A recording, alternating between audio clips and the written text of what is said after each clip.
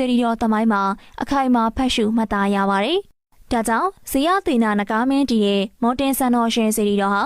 ဥက္ကလာပမင်းကြီးတီရဲ့ရွှေတကုံစေတီတော်ထက်ရှစ်လတိတိစွန်ကြောင်းသိရပါတယ်။မော်တင်စွန်စံတော်ရှင်စေတီတီတော်မဟာတက္ကရာ103ခုနှစ်ဝါဆိုလပြည့်နေ့မှာ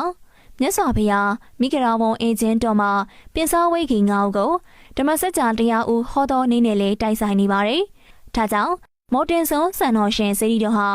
မြန်မာနိုင်ငံမှာဗုဒ္ဓသာသနာရောက်ရှိတဲ့အထိမ်းအမှတ်ဖြစ်ပထမဆုံးတည်တဲ့စေတီတော်ဖြစ်ပြီးကမ္ဘာမြေပြင်ပေါ်မှာပထမဆုံးတည်ထားတဲ့စေတီတော်လည်းဖြစ်ပါတယ်။မြတ်စွာဘုရားရှင်ပွင့်တော်မူတဲ့မြစ်စီမဒေသမှာပင်စေတီမတည်နိုင်သေးမီမော်တင်စွန်မှာတည်ထားခြင်းဖြစ်တာကြောင့်သာသနာတော်အစမော်တင်စွန်ကပင်လို့ဆိုနိုင်ပါတယ်။ကုံတဲ့ညီနောင်တို့ဟာပြန်လာရာ